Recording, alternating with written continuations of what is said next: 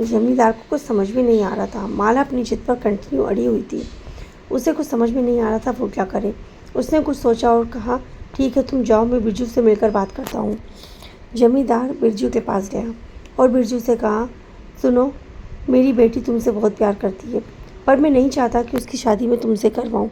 इसलिए मैं तुमसे हाथ जोड़कर कहता हूँ कि तुम इस गांव से चले जाओ। तुम जितना चाहोगे मैं तुम्हें उतना ही पैसा दूंगा, पर तुम मेरी बेटी की ज़िंदगी से दूर चले जाओ। मैं तुम्हें इतना पैसा दूंगा कि तुम सारी ज़िंदगी घर बैठे खाओगे ना, तो भी पैसा ख़त्म नहीं होगा। बिरजू ने कहा, आपने मुझे गलत समझा है। मैंने कभी आपकी दौलत से प्यार नहीं किया। मैंने हमेशा माला से प्यार किया है, सच्चा प्यार किया है। और यदि आप मेरी माला के साथ शादी करा भी देंगे ना, तो भी मैं आपके पैसे में से एक पैसा नहीं लूँगा, और ना ही कभी आपकी पोजीशन पर कोई सवाल उठाऊँगा कि मैं आपके साथ या आपके नाम की वजह से माला से प्यार करता हूँ। मैंने जब माला को देखा तब मुझे पता भी नहीं था कि वो आपकी बेटी है, और मैं तब से ही उसे पसंद करता हूँ। अब आपकी मर्जी है, पर यदि आप ये चाहते हैं कि आप मुझे पैसे देकर खरीद लेंगे, तो यह आपकी गलतफहमी है। यह सुनकर जमींदार ज़ोर ज़ोर से हंसने लगा और उसने आकर बिरजू को गले से लगा लिया और कहा कि बेटा, तुम बहुत अच्छी और बहुत ही नेक इंसान हो। मैं सिर्फ तुम्हारी परीक्षा ले रहा था। तुम ही सोचो ना, मैं एक बेटी का बाप हूँ और मेरी बेटी इतनी प्यारी और इतनी अच्छी है। उसके लिए बहुत अच्छे अच्छे घरों से रिश्ते आ रहे हैं, पर वो अपनी जिद पर अड़ी हुई है कि वो शादी करेगी तो तुमसे ही। अब बताओ, ऐसे में मैं उसकी शादी तुमसे कैसे करा दूँ बिना तुम्हारे बारे में सोचे, जाने और परखे। इसीलिए मैं तुम्हारी परीक्षा ले रहा था, लेकिन तुम मेरी परीक्षा में पास हुए। चलो तुम तैयारी करो कल के लिए शादी की। मैं कल ही तुम्हारी और माला की शादी करा दूंगा। यह सुनकर बिरजू ने कहा, इतनी जल्दी? आप ये क्या कह रहे हैं? इतनी जल्दी कैसे सारी तैयारियां होंगी? जमींदार ने कहा, नहीं, अब मैं बिल्कुल भी देर नहीं करना चाहता हूँ।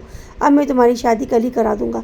तुम जल्दी से बस तैयारी करो अपनी, और तुम्हें किसी और चीज़ की कोई चिंता नहीं है। तुम्हें कोई तैयारी करने की ज़रूरत नहीं है। मैंने माला की शादी की पहले से ही तैयारी कर रखी है, तो मुझे भी ज़्यादा समय नहीं लगेगा। बाकी की सारी तैयारियाँ मैं कर लूँगा। तुम बस खुश हो जाओ। और हाँ, बस हमारे यहाँ एक परंपरा है, जब तक शादी नहीं हो जाती तब तक लड़का और लड़की आपस में मिल नहीं सकते। तो अब तुम माला से शादी के बाद ही मिलना, ठीक है? बिरजू यह सुनकर बहुत खुश हुआ। उसका मन हो रहा था कि वो माला को ये सारी बातें बताए, पर उसने सोचा कि नहीं, जब उसके पिताजी ने उससे कह दिया है कि उनका मिलना ठीक नहीं है, तो उसने सोचा कि अब वो माला से शादी के दिन ही मिलेगा। यह सोचकर बिरजू बहुत ज़्यादा खुश था।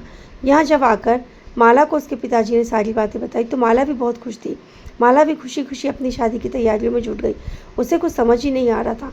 उसका भी बहुत मन था कि वो एक बार बस बिरजू से मिल ले, पर उसके पिताजी ने उससे भी यही बात कही कि उसके लिए इस तरह से मिलना ठीक नहीं है। तो फिर माला अपनी शादियों की तैयारी में लग गई। माला अपनी माँ के पास गई और माला बहुत खुश थी। माला की माँ भी बहुत खुश थी, और माला की माँ ने माला से कहा, बेटा, मैंने तेरे लिए बहुत सारे गहने और जेवर बनवा के रखे हैं, और शादी का जोड़ा भी मैंने सिलवा दिया। जा, तू जाकर उन्हें देख ले, वो ठीक है कि नहीं। माला ने कहा, माँ, आपने जो बनवाया होगा वो अच्छा होगा। मेरे लिए वैसे भी शादी का जोड़ा जेवर कोई मायने नहीं रखता। मेरे लिए जो मायने रखता था वो था मेरा बिरजू, और मेरी कल उससे शादी होने जा रही है। ये सोचकर ही मैं बहुत खुश हूँ माँ, और सबसे बड़ी बात, मैं यहीं रहूँगी आप लोगों के सामने, तो मैं आपसे दूर भी नहीं जा पाऊँगी। मैं जब चाहूँगी आपसे मिल सकूँगी। माँ, मैं बहुत खुश हूँ। माला की माँ ने कहा, हाँ बेटा, वो तो ठीक है, पर तू कम से कम उसे देख तो ले, साइज़ वगैरह सब ठीक है ना? माला ने कहा, हाँ माँ, मैं देखती हूँ। यह कहकर माला अपने कमरे से बाहर चली गई। तभी माला की माँ अपने पति के पास गई और उससे कहा, क्या मैं ये जो सुन रही हूँ वो सही है? क्या आप सचमुच हमारी माला की शादी बिरजू से करने को तैयार हो? यह सुनकर जमींदार ने कहा, मैंने कुछ सोच रखा है। और जमींदार ने उसकी माँ को कुछ बताया, जिसे सुनकर माला की माँ बहुत ही परेशान हो गई, और उसने सोचा कि आप क्या ये जो सब कुछ कर रही हैं ठीक है? आप ये बहुत गलत कर रहे हैं, आपको ऐसा नहीं करना चाहिए, ये गलत है। जब माला को इस बारे में पता चलेगा तो आपको पता है वो क्या कर सकती है। जमींदार ने कहा, तुम इस बात की चिंता मत रखो। माला बहुत छोटी बच्ची है और बहुत नादान है। अच्छे बुरे की उसे कोई पहचान नहीं है। जब उसे इस चीज़ की हकीकत का पता चलेगा तब वो खुद ही सब कुछ मान लेगी। हो सकता है वो कुछ दिन हमसे नाराज़ रहे, गुस्सा रहे, पर मुझे मालूम है हमारी बच्ची समझदार है, वो सब कुछ समझ जाएगी। तुम इस बात की चिंता मत करो, तुम बस जल्दी से शादी की तैयारियाँ करो। और हाँ, तुम्हें मेरी कसम है, तुम इस बारे में माला को कुछ भी नहीं बताओगी। उसकी माँ बहुत परेशान थी। उसे अभी भी ये सब कुछ गलत लग रहा था, पर आखिर क्या करने वाला है जमींदार?